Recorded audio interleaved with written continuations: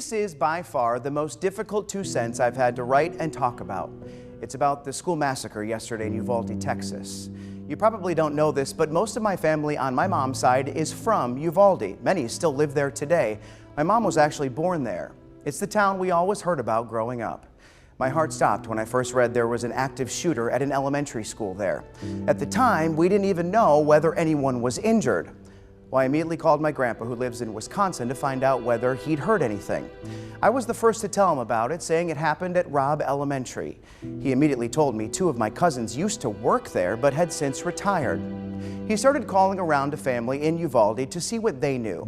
He called me back a few minutes later to tell me one of my cousins goes to Robb Elementary, but her dad had picked her up just before lunch that day.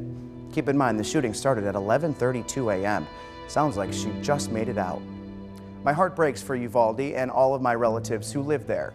For people who've never heard of the city of about 15,000, this is how they'll remember it.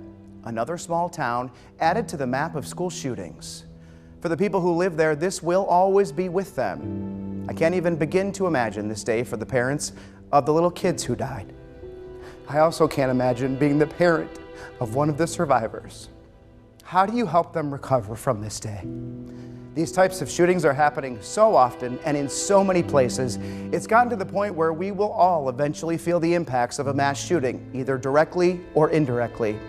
I'm sad to say, this one was mine. That's just my 2 cents.